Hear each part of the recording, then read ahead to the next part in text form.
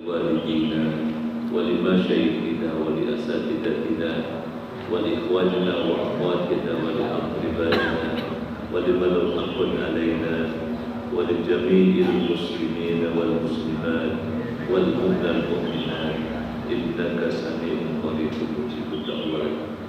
Bapak Ibu yang berbahagia, alhamdulillah kita bertemu kembali pada kesempatan pagi hari ini dalam sholat subuh berjamaah kita, dan kita lanjutkan dengan mempelajari sirah Rasulullah, jadi sejarah kehidupan Rasulullah bersama dengan para sahabatnya. Dan pagi ini kita akan lanjutkan pada tema tentang peristiwa perang Uhud yang terjadi pada tahun ketiga Hijriah, pada pembahasan tentang qalbul ma'rakah atau inti peperangannya. Bulan lalu sempat kita singgung bahwa sebelum terjadi perang, misalnya perang kolosal pada istilah kita itu perang tanding, diawali dengan perang tanding.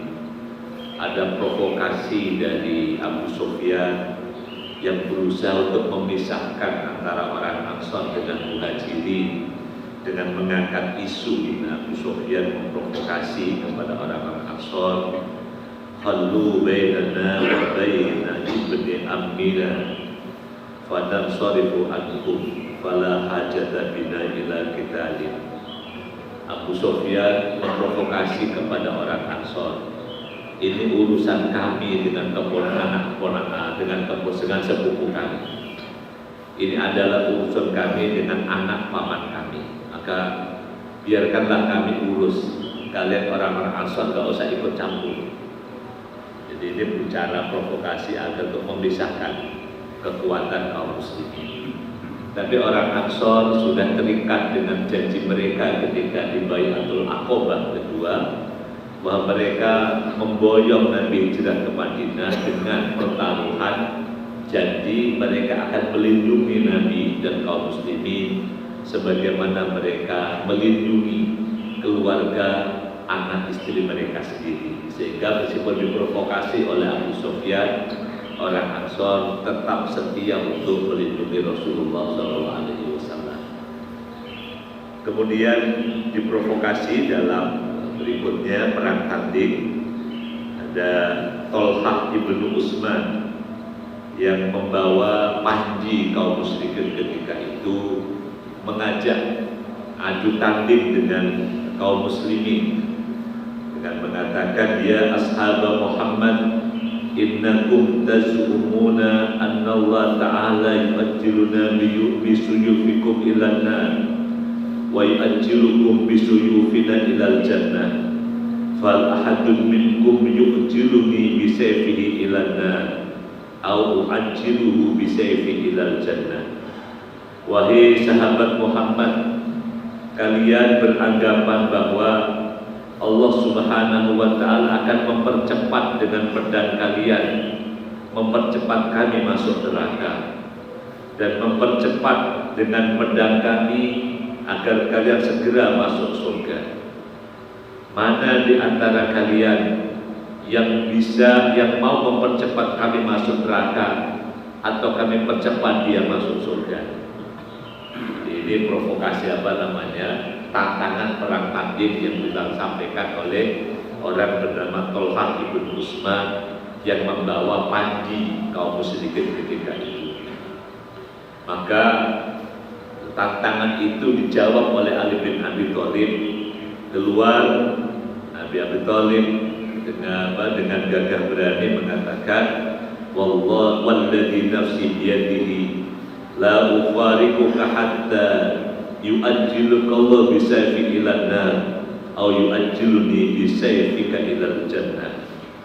Demi Allah yang jiwaku ada di tangannya, aku tidak akan melepaskanmu sehingga engkau bisa mempercepat dirimu masuk surga, atau aku mempercepat dirimu masuk neraka. Terjadilah perang tanding, jadi duel dua orang jagoan ini, dan Ali bin Abi Thalib bisa mematahkan dengan pedangnya, mematahkan kaki Tolhah ibnu Utsman sehingga dia terjatuh. Ketika terjatuh, tersingkap auratnya dan kemudian meminta belas kasihan kepada Ali dengan mengatakan, ya bena ammi anshudukallaha warrahimah. Jadi dengan minta belas kasihan, wahai anak pamanku, aku minta belas kasihan kepadamu dengan nama Allah dan dengan hubungan silaturahim kita. Inilah salah satu contoh yang disebutkan dalam awal surah An-Nisa. Ya ayyuhan nasu ubudu rabbakum, ya ayyuhan nasu taqu rabbakumul ladzi khalaqakum min nafsin wahidatin wa khalaqa minha zawjaha wa batha minhuma rijalan katsiran wa nisaa'a wattaqullaha alladzi tasaaluna bihi wal arham. Wattaqullaha alladzi tasaaluna bil arham, dan bertakwalah kepada Allah yang kalian meminta dengannya dan dengan atas nama silaturahmi. Jadi kalau dalam tradisi Islam ini sesuatu yang permintaan yang tidak boleh ditolak. Kalau ada orang meminta dengan as'aluka billah atau as'aluka birrahim, maka karena ada permintaan belas kasihan itu, Tolhah bin Utsman yang telah terjatuh kemudian Ali tinggalkan dan tidak menghabisi Tolhah bin Utsman. Para Rasulullah Sallallahu Alaihi Wasallam dan kaum muslimin ketika melihat Tolhah terjatuh itu sudah bertakbir Allahu Akbar. Maka ketika Ali kembali ke barisan kaum muslimin, Nabi tanyakan kepadanya, afala ajhasta alaihi, kenapa enggak kau habisi saja dia? Qala, kata Ali, inna bna ammi nasyadani ar-rahima innan kasyafat auratuhu fastahyaitu anhu. Sesungguhnya anak pamanku itu memohon kepadaku dengan atas nama silaturahim ketika dia terjatuh, sehingga saya malu untuk menghabisinya ketika dia meminta dengan atas nama silaturahim. Ini yang juga peristiwa yang kemudian memperkenalkan Ali bin Abi Thalib sebagai orang yang karramallahu wajhah, semoga Allah muliakan wajahnya, tidak mau melihat aurat, bahkan aurat sesama laki-laki. Jamaah yang berbahagia, nah setelah itu maka kemudian terjadilah serangan dari orang-orang kafir Makkah, dan karena sudah jagoannya kalah, kemudian mereka menyerang dengan serangan besar, dan Rasulullah SAW berusaha meningkatkan semangat para sahabatnya dengan Nabi menawarkan pedangnya. Jadi Nabi katakan, Nabi sambil menunjukkan pedangnya, man ya'khudhu minni hadha, siapa yang mau mengambil pedangku ini. Jadi bawa pedang Nabi ini kan satu kehormatan. Siapa yang mau membawa pedangku ini? Fabasatu aydiyahum, semua orang yang ada di situ semuanya tunjuk tangan, siap untuk mengambil membawa pedang Rasulullah Sallallahu Alaihi Wasallam. Lalu Nabi tambahkan, faman ya'khudhu bihaqqi, siapa yang mau mengambil dengan memberikan haknya. Dan bisa jadi ada mengambil pedang Nabi hanya untuk koreksi. Kalau zaman sekarang kan apapun yang ada kaitan dengan Nabi, benda-benda Nabi itu dianggap sebagai koleksi yang sangat mahal harganya. Nah, Nabi minta siapa yang mau mengambil tapi dengan memberikan haknya. Hak pedang dalam perang itu ya bukan untuk disimpan, tapi hak pedang dalam perang itu ya harus terhunus, maju untuk bertempur. Maka ketika ditawarkan dengan mengambil haknya itu, semua terdiam, yang tadinya sudah tunjuk tangan, pada tangannya turun semua. Tangannya pada turun semua. Tinggal satu orang yang bernama bernama Sammak ibnu Kharsyab atau yang dikenal dengan namanya Abu Dujana. Abu Dujana kemudian menyanggupi ana akhudhu bihaqqi. Saya siap mengambil pedang itu dengan memberikan haknya. Maka Abu Dujana mengambilnya dan Rasulullah berikan kepadanya. Dengan membawa pedang itu, Abu Dujana dengan gagah berani dimasuk ke dalam barisan kaum musyrikin. Sebelumnya dikenal Abu Dujana sebagai seorang yang pemberani dan terkenal kalau dia berjalan ketika perang itu dengan cara jalan yang sangat sombong. Jadi jalannya itu jalan wallahu alam. Tetapi Nabi mengomentari cara jalan orang di medan perang itu. Nabi komentari, innaha lamisyatun yabghuduha Allahu illa fi misri hadzal mautin. Sesungguhnya cara jalan yang begitu itu adalah cara jalan yang Allah tidak sukai, kecuali pada situasi seperti ini.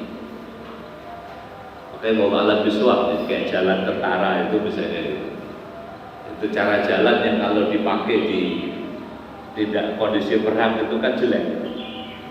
Cara jalan begitu. Tapi dalam kondisi perang itu cara jalan yang tidak Allah murkai. Justru bisa jadi itu menjadi cara jalan yang menggetarkan musuh yang Allah cintai. Jadi ini cara jalan beda-beda ya. Jadi kalau jalan di tengah kaum muslimin kan yang dianjurkannya wahfid janahaka lil mu'minin atau waqfid janahaka liman ittaba'aka minal mu'minin. Kalau jalan di tengah kaum muslimin itu kan yang diajarkan jalan dengan tawadhu, jalan dengan menundukkan kepala, merendahkan punggung. Itu kalau jalan di tengah kaum muslimin justru nggak boleh.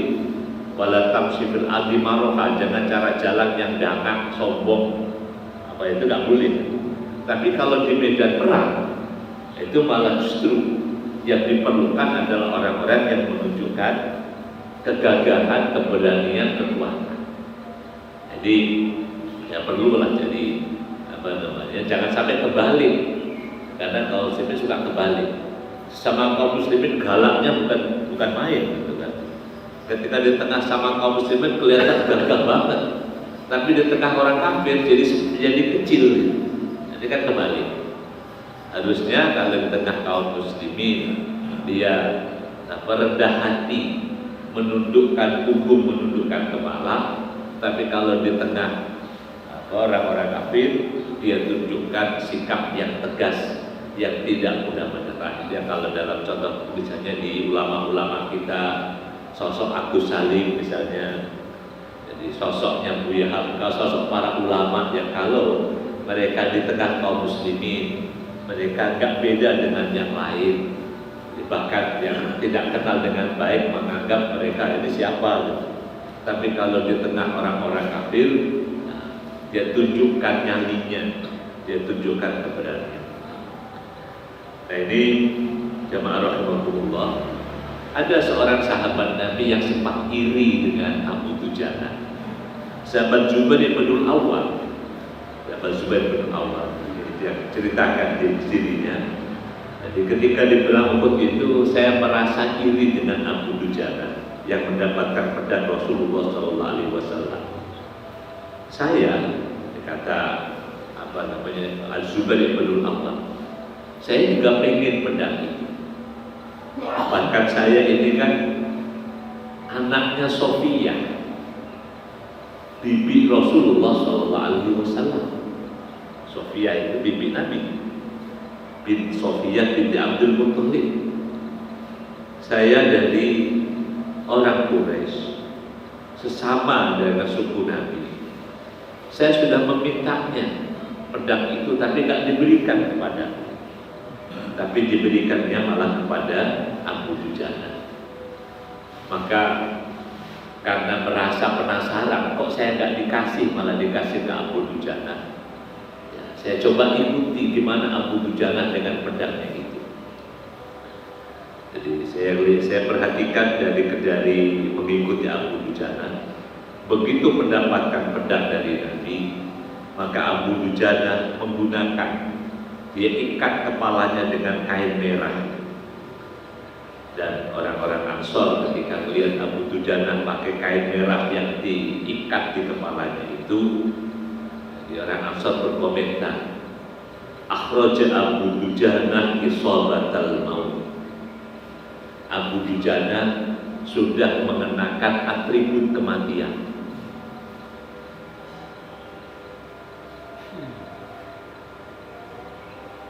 Maka tidak heran kalau dalam semangat Indonesia itu ya, di antara yang dipakai adalah warna merah sebagai simbol. Jadi kalau di orang Ansor, begitu Abu Dujana sudah mengenakan ikat kain warna merah, mereka mengenal itu sebagai atribut kematian, artinya dia akan mempertaruhkan nyawanya dalam kesempatan itu. Jadi, karena sudah mengenakan kain merah di kepalanya, maka dengan pedang itu dia masuk ke dalam pasukan orang-orang kafir. Tidak ada yang terlewatkan. Begitu melihat di medan perang itu, ya, semuanya dihabisi. Terus sampai akhirnya kata Zubair ibn al-Awwam, faqadat bi sayfihi wa darabahu Abu Dujana faqatalahu. Jadi masuk ke dalam pasukan barisannya orang kafir dan kemudian melakukan pertempuran yang luar biasa. Sobaratu qad hamala sayfa ala mafraqi rasihi binti Utbah, sampai akhirnya dia bisa masuk ke dalam barisannya Hindun ibnu Utbah. Ini Hindun yang nanti dikenal sebagai yang memutilasi jasad Hamzah. Nah, ketika mau dipakai untuk membunuh Hindun, gak jadi oleh Abu Dujana. Kata Abu Dujana, qala Abu Dujana, ra'aitu insanan yahmisun nasa himasan syadida, fasomattu lahu, falamma hamaltu alaihi sayfa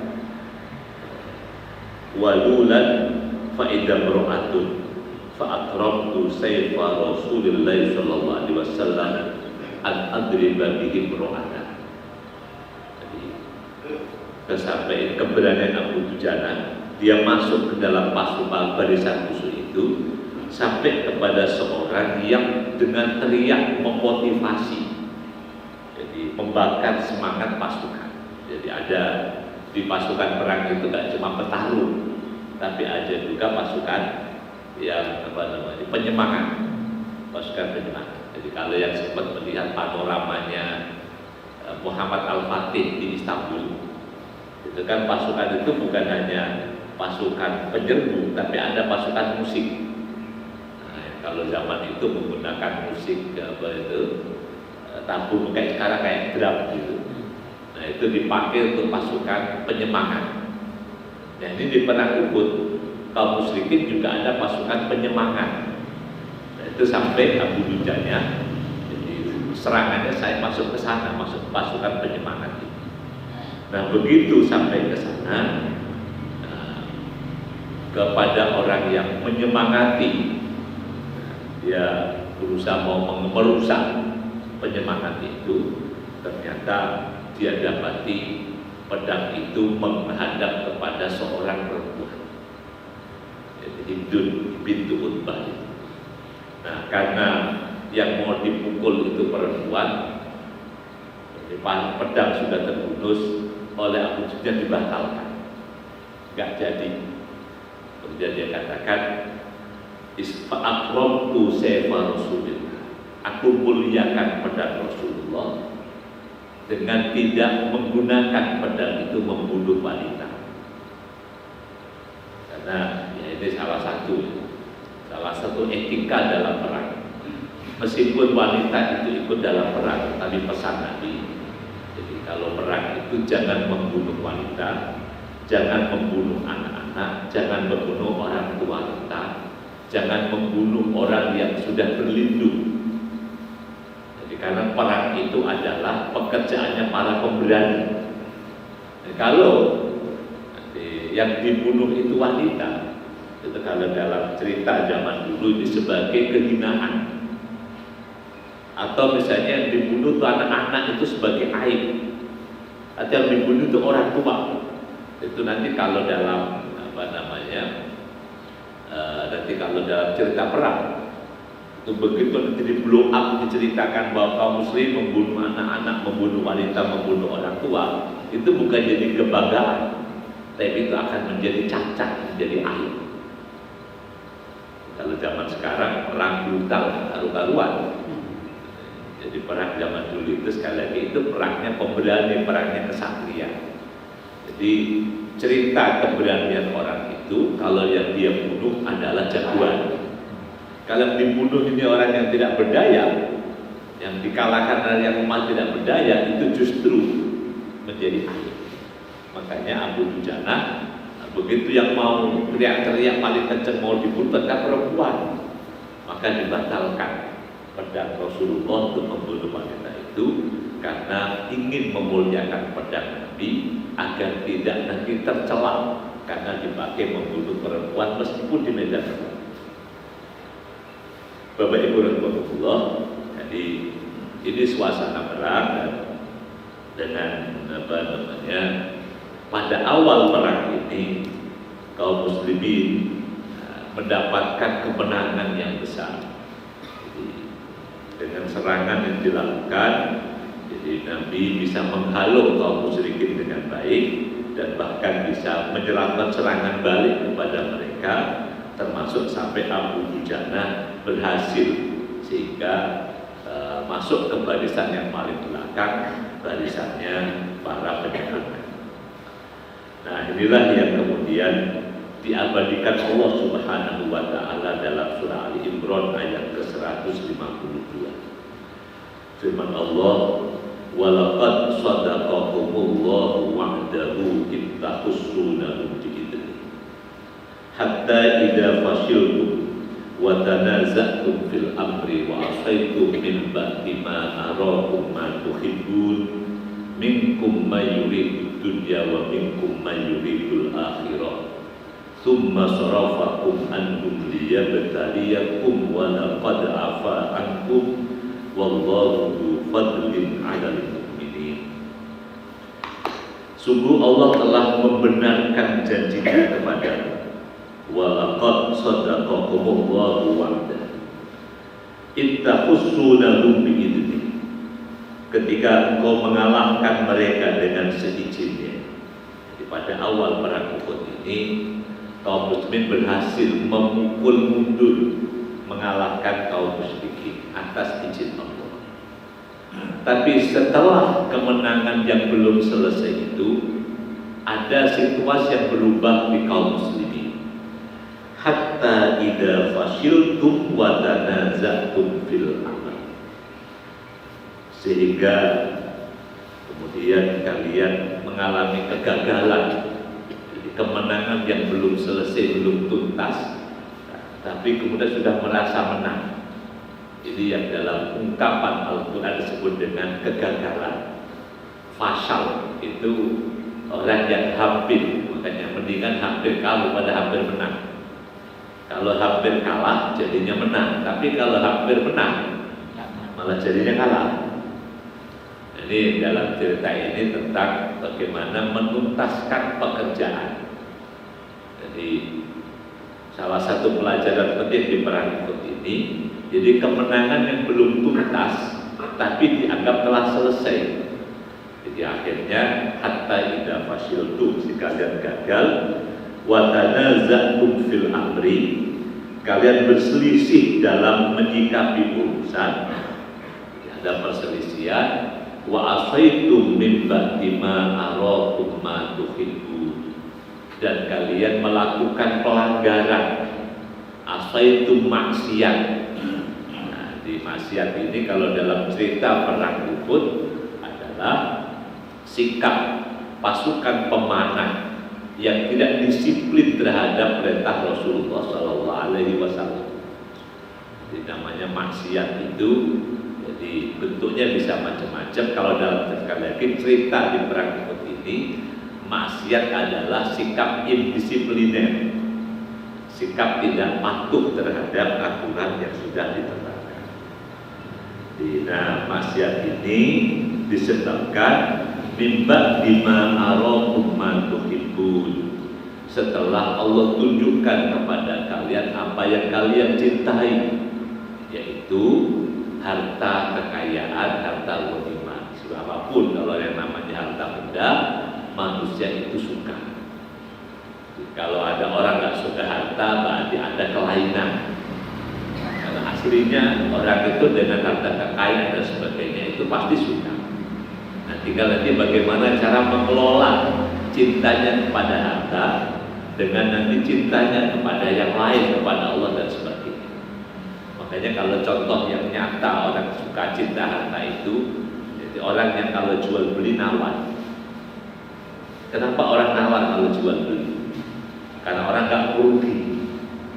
Yang jual nggak mau jual murah, yang beli nggak mau beli mahal. Itulah bukti nyata bahwa orang itu cinta harta. Nah, kalau nggak cinta ya udah. Kalau misalnya mau beli ya berapa harganya dibeli, nggak pakai nawar.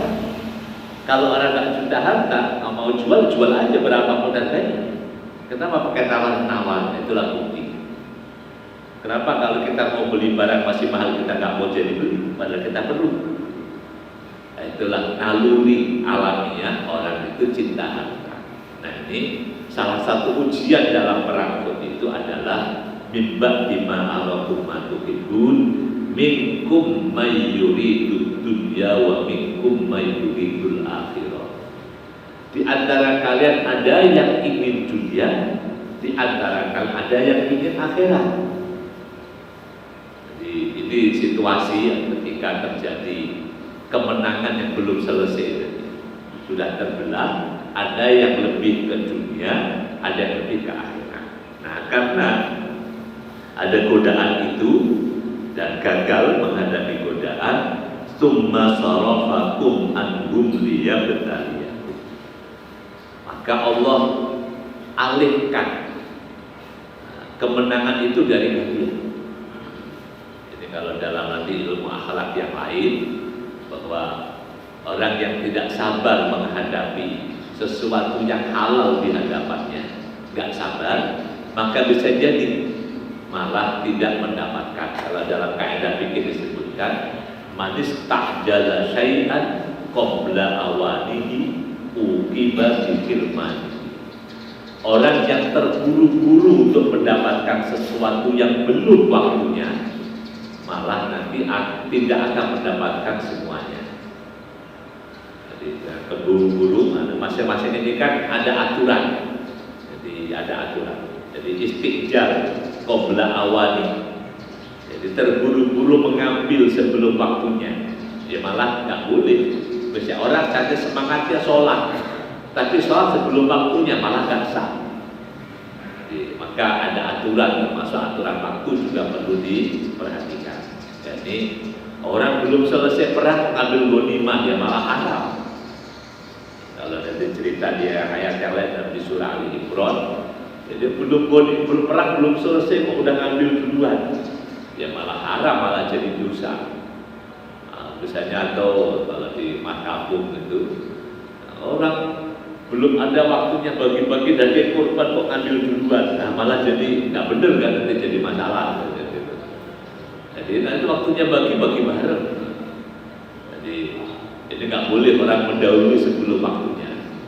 Kalau di kaidah-kaidah itu dipakai. Jadi, karena mereka ini terburu-buru maka malah nggak dikasih. Tetapi karena kemuliaan kaum muslimin pada perang Uhud ini, kesalahan itu sudah wal qad afa ankum, dan sungguh Allah telah memaafkan semua itu. Memang salah, tapi Allah maafkan. Diberikan suasana itu sebagai liya betalia, sebagai ujian.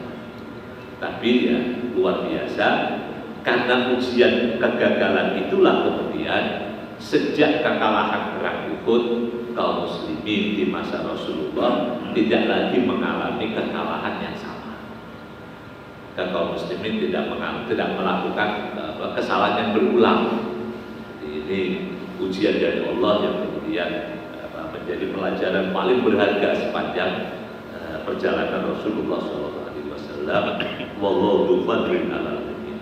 Nah, ini dalam ayatnya, kemudian dalam suasana perang, begitu kaum muslimin melihat kaum musyrikin mundur oleh serangan kaum muslimin, oleh pertahanan kaum muslimin, lalu mereka melihat ghanimah yang mereka tinggalkan di medan perang.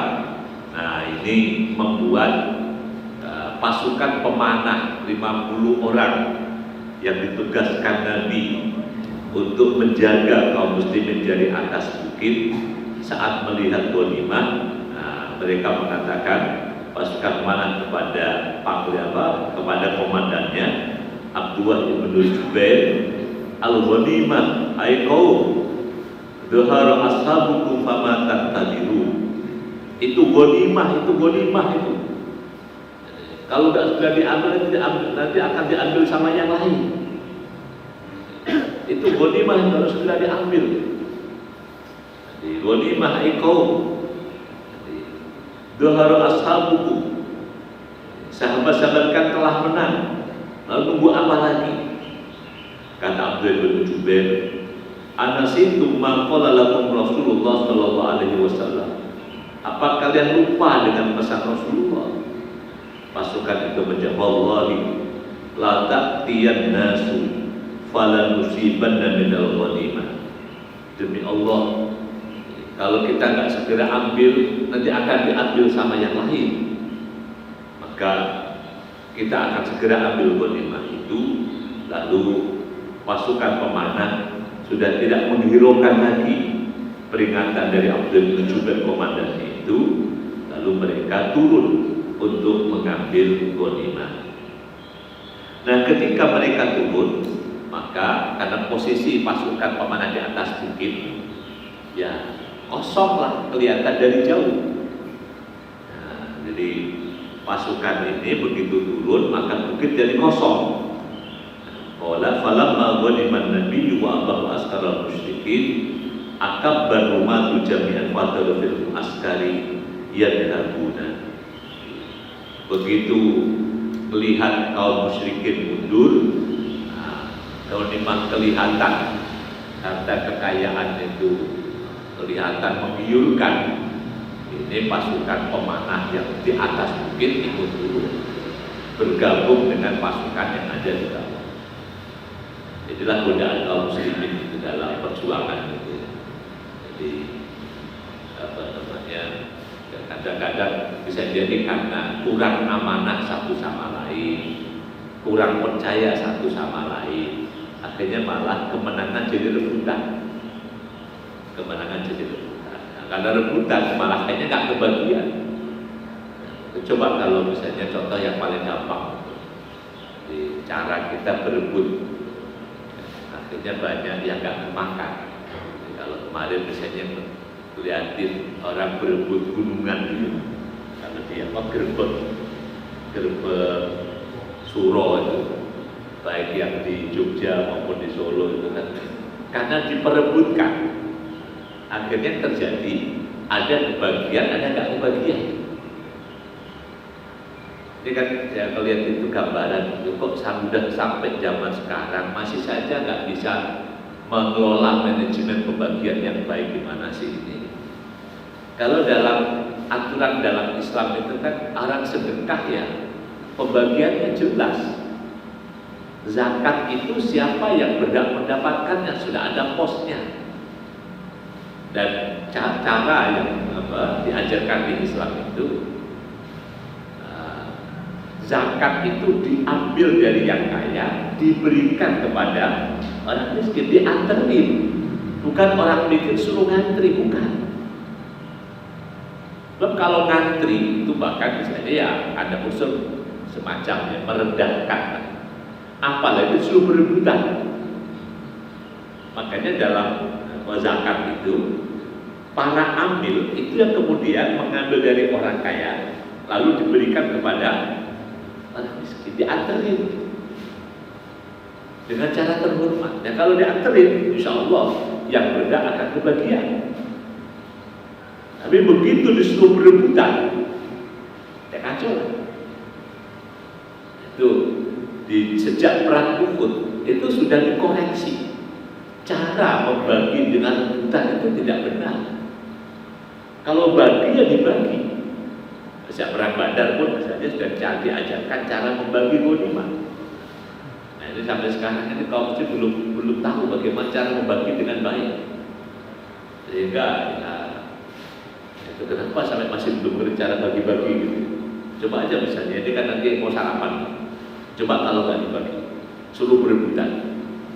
Banyak mubadir. Nah ini begitu melihat ghanimah, ini manajemen pembagian nggak jalan.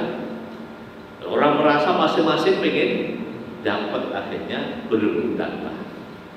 Nah, begitu berebutan, ya berantakanlah kaum muslimin, termasuk yang ditugaskan untuk menjaga keamanan kaum muslimin di pasukan pemanah itu ikut turun.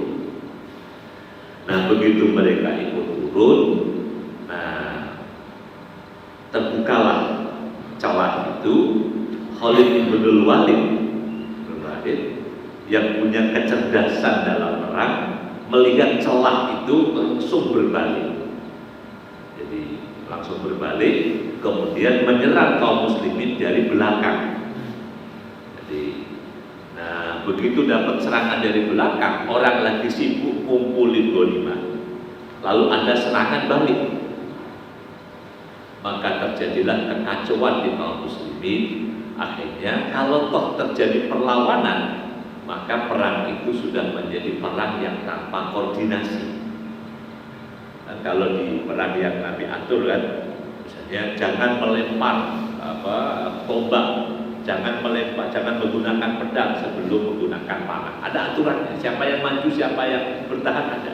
Begitu mereka sibuk ngambil ghanimah, ada serangan balik, terjadilah kekacauan dalam perang itu. Sampai dalam cerita itu kaum muslimin berperang tanpa koordinasi, sampai nggak tahu dia memukul siapa, membunuh siapa, termasuk sampai diantaranya ada sahabat Nabi yang dibunuh oleh sahabat Nabi sendiri.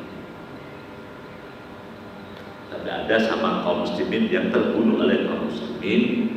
Yang terkenal adalah sahabat Al-Yaman. Bapaknya Hudzaifah bin Yaman ini adalah seorang muslim yang terbunuh di perang Badar oleh pedangnya kaum muslim.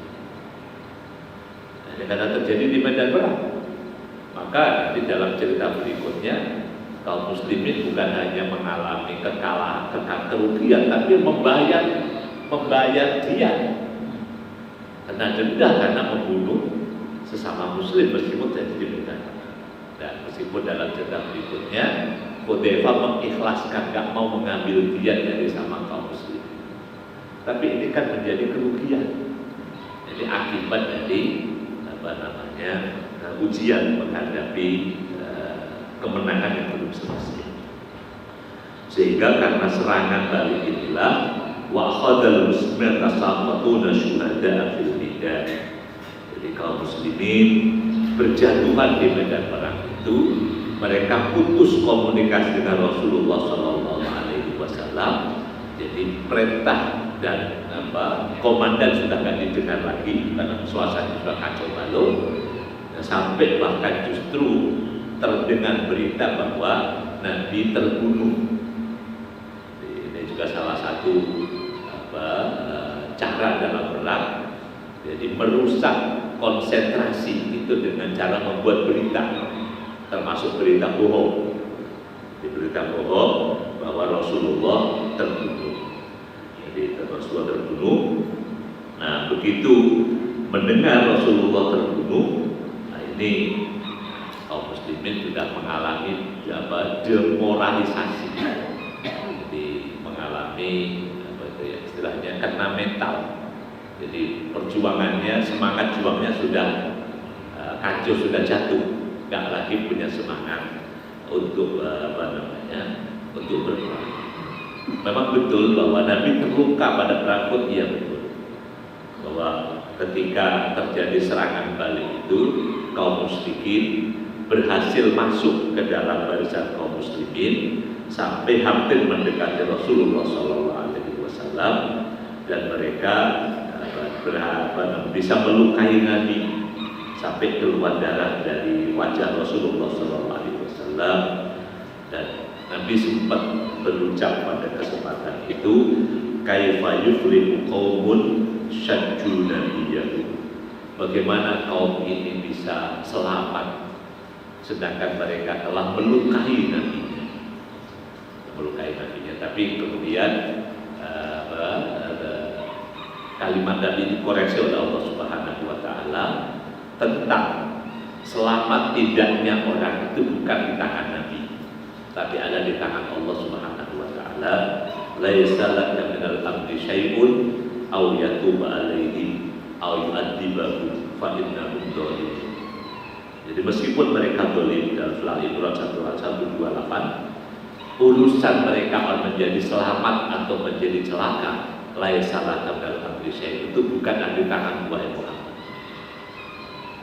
Jadi sampai Nabi pun gak bisa menentukan orang itu mau celaka atau mau selamat.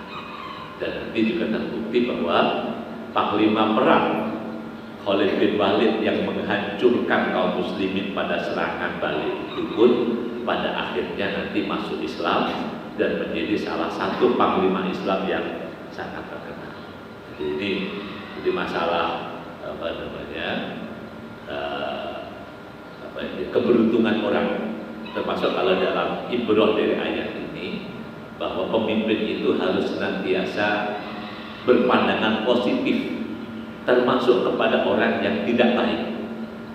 Jadi termasuk kepada orang yang tidak baik. Kalimat Nabi yang mengatakan kaifa yuflihu qaumun syajju nabiyyahu, ini kalimat yang tunnya tun negatif. Bagaimana bangsa ini, umat ini akan selamat sedangkan mereka telah melukai Nabi-Nya. Jadi kalimat yang tunnya tun negatif, maka Allah luruskan, bukan begitu. Urusan kaum itu selamat atau berhasil bukan ada di tangan manusia, bahkan di tangan Rasulnya, tapi ada di tangan Allah Subhanahu wa ta'ala. Jamaah rahimahumullah. Nah, berita tentang isu tentang Nabi terbunuh itu dihembuskan oleh orang bernama Ibnu Qum'ah. Jadi orang yang membunuh Mus'ab ibnu Umair di perang Uhud itu. Ibnu Mus'ab ini secara postur tubuh orang yang sangat mirip dengan Rasulullah SAW. Maka Ibnu Qum'ah ketika membunuh Mus'ab ibnu Umair, jadi itu dia berteriak bahwa qataltu Muhammadan, saya berhasil membunuh Muhammad. Pada yang terbunuh adalah Mus'ab ibnu Umair. Jadi anak muda yang postur tubuhnya itu mirip dengan Nabi. Ya, Mus'ab ini ya anak muda yang luar biasa, ya di mudanya sangat terlente pakaiannya, tapi ketika di perang Uhud ini menjadi salah satu syahid syuhada perang Uhud yang pakaiannya nggak bisa untuk jadikan kafan.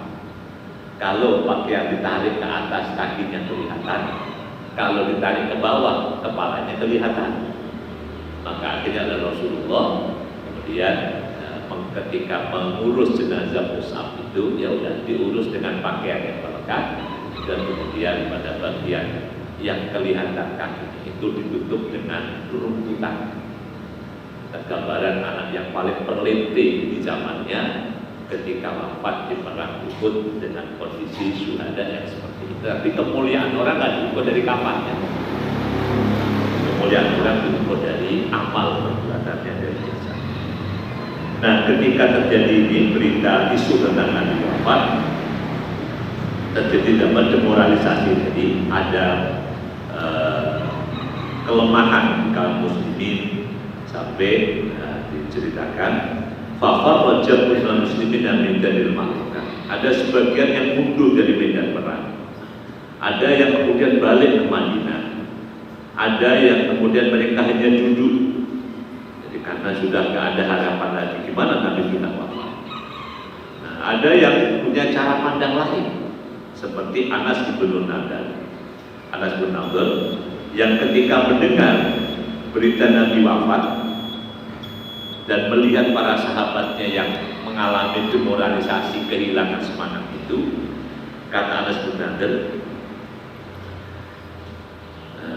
wallahi ya qaum in kana Muhammadun qad qutila fa inna rabba Muhammadin lam yuqtal wa mutu ala ma mata alaihi wa qala Allahumma inni a'tadiru ilaika mimma qala haula wa abra'u ilaika mimma ja'a bi haula. Jadi melihat orang yang sudah lemas, kaum muslimin yang sudah lemas, ada sebagian sudah mundur, ada sebagian duduk dan tak punya semangat. Kata Anas bin Nadir, kalau betul Nabi Muhammad wafat di tempat ini, kenapa enggak kita ikut wafat sebagai Nabi Muhammad? Jadi cara berpikirnya Anas. Jadi wa ya qaum in kana Muhammadan qad qutila fa inna Muhammadin lam yuqtal. Wahai kaum, kalau Muhammad terbunuh, Tuhannya Muhammad gak bakal mati, gak bakal terbunuh. Kalau Nabi Muhammad terbunuh di medan perang ini, kenapa kita gak mengikuti cara mati Nabi di medan perang ini? Cara berpikir yang luar biasa. Kalau pengen mengikuti Nabi, ikutin juga cara matinya. Termasuk kalau kalian mendengar Nabi terbunuh di perang ini, kenapa gak ikut cara mati Nabi di perang ini?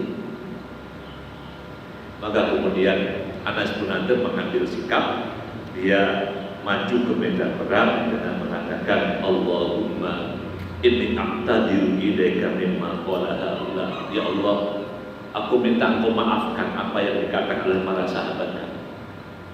Jadi maafkan para sahabat kami yang tadi sudah mengalami demoralisasi tadi, tidak punya semangat. Wa abra'u ilaika mimma ja'a haula. Ya Allah, aku berlepas diri dari apa yang dilakukan oleh orang-orang musyrik yang menyerangkan. Sampai kemudian bangkit Anas bin Nadir melakukan perlawanan terhadap serangan orang-orang kafir itu, sampai Anas bin Nadir dengan mempertaruhkan jiwa raganya bisa menyelamatkan, menunjukkan ada perlawanan sehingga kaum musyrikin tidak bisa dengan serta-merta memasuki Madinah. Mereka gagal, tapi Anas bin Nadir menjadi martir. Dia gugur pada perang itu dan sampai jasadnya nggak dikenali karena banyaknya luka. Tapi lukanya semuanya dari depan, nggak ada luka di belakang. Jadi luka dari depan sampai nggak dikenali wajahnya. Dan ketika selesai perang, Nabi mengenali siapa ini. Barulah Anas bin Nadir dikenali oleh saudara perempuannya, dikenali dari sidik jarinya. Jadi sidik jari itu pada zaman Nabi sudah dikenal menjadi salah satu identitas. Jadi sidik jari Abdul Nadir dikenali oleh saudara perempuan. Jadi dari kemudian diabadikan Allah dalam surah Ahzab, minal mu'minina rijalun shadaqu ma ahadu alaihi faminhum man qada nahbahu wa minhum man yantazir wa ma baddalu tabdila. Nah, tentang orang-orang yang termasuk yang sudah melarikan diri dari medan perang, Allah juga memaafkan mereka.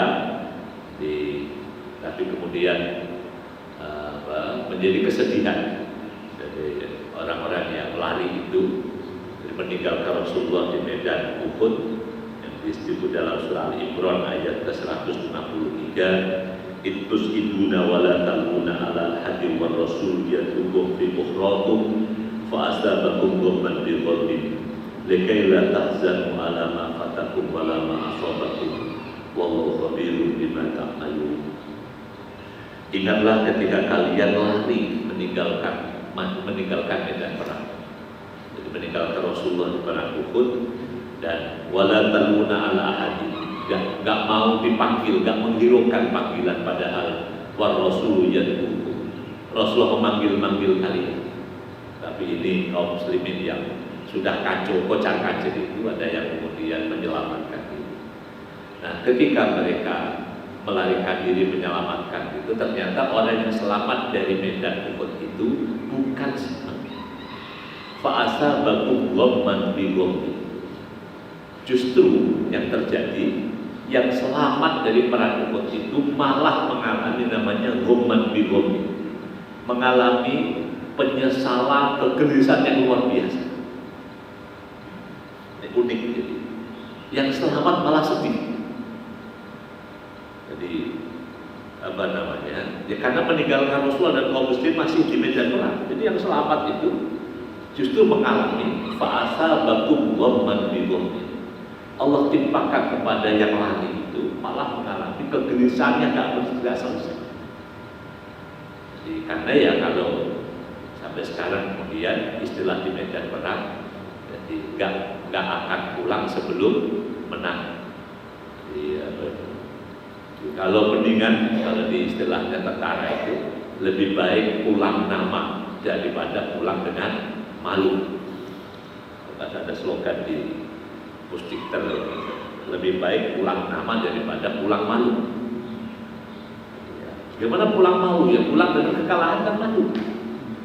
Tapi kalau pulang nama, dia menjadi gugur di medan tempur lebih mulia daripada pulang dengan malu. Ini yang terjadi di perang itu. Mereka yang pulang duluan menyelamatkan diri justru mengalami ghamman bi ghammi, kesedihan yang luar biasa kepada saya. Wallahualam bisawab. Jadi inilah dalam teori yang kalau di dalam pekerjaan sekali lagi cerita Uhud ini mengajarkan bahwa segala sesuatu harus sampai pada lastis, jadi pada sampai apa namanya sentuhan terakhir. Orang harus kerja itu sampai tuntas. Apalagi kalau di apa namanya di pemadam kebakaran, pantang pulang sebelum padam ya. Jadi masih belum padam nggak boleh pulang pemadam kebakaran.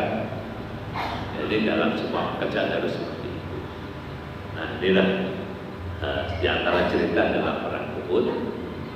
Dengan kegigihan orang seperti Anas bin Nadir dan lain-lain, yang juga ada dalam cerita Abu Bakar dalam perang Uhud itu yang melindungi Rasulullah SAW dari upaya serangan orang-orang kafir Makkah, akhirnya membuat orang-orang kafir ini gagal untuk menghancurkan kaum muslimin dan gagal memasuki Madinah.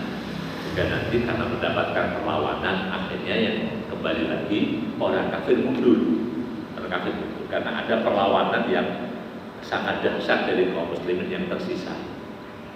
Jadi apa namanya ini, insyaallah nanti kita lanjutkan dengan pada bagian strategi Rasulullah dalam mengorganisir ulang.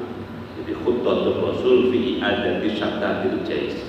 Cara Nabi mengorganisir pasukan yang sudah kacau balau itu, diorganisir sampai akhirnya membuat menyusun kembali pasukan hingga orang-orang kafir Makkah yang juga sudah merasa menang akhirnya harus dipukul mundur balik ke Makkah.